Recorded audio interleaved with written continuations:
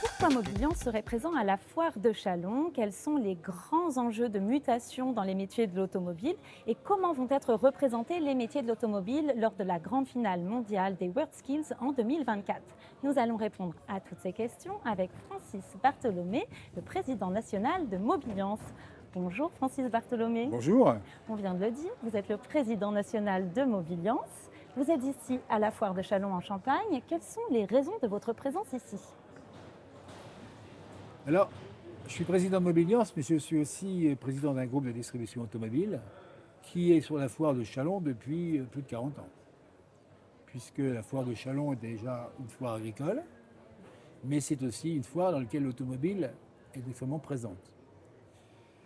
Elle sera de plus en plus présente puisque l'automobile est un des sujets les plus évoqués quand on parle d'environnement, quand on parle de réchauffement climatique. Donc vous imaginez bien que notre rôle est présent, notre place est réellement ici parce que les vrais sujets qui sont évoqués à la foire sont bien sûr des sujets environnementaux dans lesquels on ne peut pas faire en sorte d'oublier l'automobile.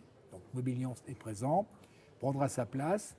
Deuxième sujet par rapport à Mobiliance, pourquoi ici? Parce que Mobiliance, c'est à la fois une structure d'organisation professionnelle qui se gère autour d'une convention collective qui réunit nos 500 000 salariés.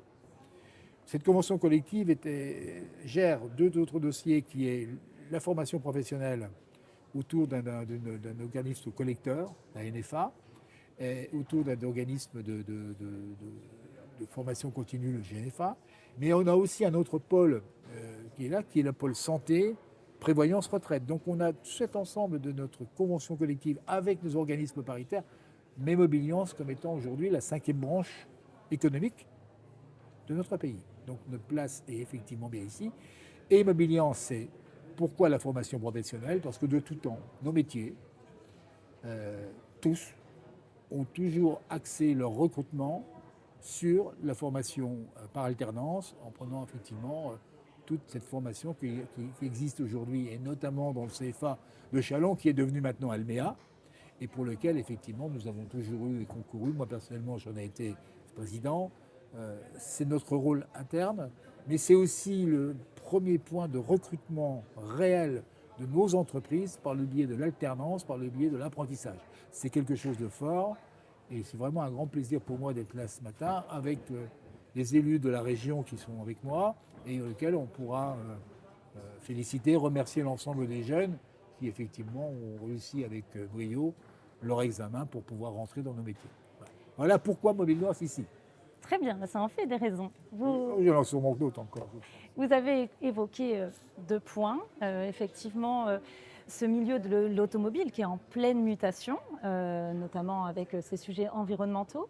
Mais d'après vous, quels sont les défis auxquels le monde de l'automobile va devoir s'adapter dans les prochaines années? Le principal défi? Je pense que le principal défi, on va le situer dans le défi qui est le défi de l'ensemble de notre société, c'est-à-dire, je pense, la lutte contre le réchauffement climatique. Je pense que c'est un défi pour lequel nous avons d'ailleurs pris un certain nombre de décisions au niveau de Mobiliance, notamment dans des problèmes de développement durable, dans des situations de décarbonation, décarboner nos métiers. Donc on est vraiment pris dedans.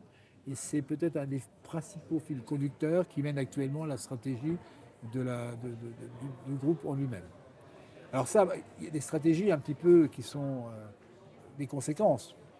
Le tout électrique d'un parc roulant pose aussi un certain nombre de problèmes. Donc inévitablement, il faudra que l'ensemble, avec des amis constructeurs, puisse s'adapter à comment demain on va aller vers ce type de nouveaux véhicules, compte tenu effectivement des prix, compte tenu d'un ensemble de contextes de concurrence, compte tenu des réticences effectivement du grand public. Voilà un grand défi de Mobiliance. Là effectivement, et ça concerne pas que la vente, ça concerne aussi demain tout l'ensemble de nos métiers de la réparation, tout l'ensemble des métiers des services. Donc c'est extrêmement important.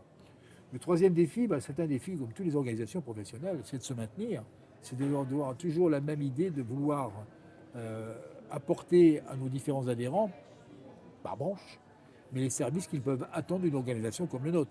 Et notre idée à nous, on a besoin aussi d'un nombre d'adhérents croissant, et effectivement pour être d'autant plus fort et représenté vis-à-vis des pouvoirs publics et des pouvoirs économiques. Donc c'est un défi permanent pour nous, assurer le service de qualité que susceptibles de nous demander nos adhérents pour pouvoir répondre à leurs difficultés eux-mêmes au niveau de leurs entreprises. Et j'ajouterai un dernier défi, ce sera également ma dernière question. Évidemment, il faut recruter, former des apprentis. Et ça nous mène sur ces World Skills 2024 qui l'an prochain auront lieu à Lyon pour la grande finale mondiale. Comment vont être représentés les métiers de l'automobile lors de cette grande finale? Très bien. Alors, Mobiliance est vraiment concerné par ce sujet. Je vous fais une petite confidence. Il y a eu au MEDEF une réunion avec le président international des World Skills, qui est un monsieur de Taïwan. Et j'ai eu la chance, l'honneur d'être assis en face de lui pour participer avec les principales branches professionnelles à l'organisation des World Skills de Lyon.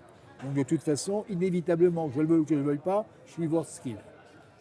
Il faut que ces World Skills-là soient quelque chose qui honore nos métiers, qui honore nos professions, à travers effectivement la qualité de la jeunesse qui nous représentera. Donc pour moi, c'est fondamental.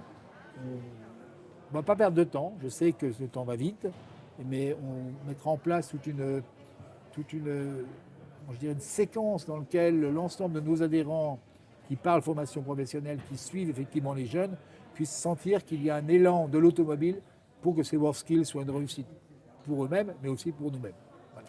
Eh bien, merci beaucoup Francis Bartholomé pour cet échange. On a hâte de découvrir ce que donneront ces World Skills 2024. Merci encore. Beaucoup. Merci.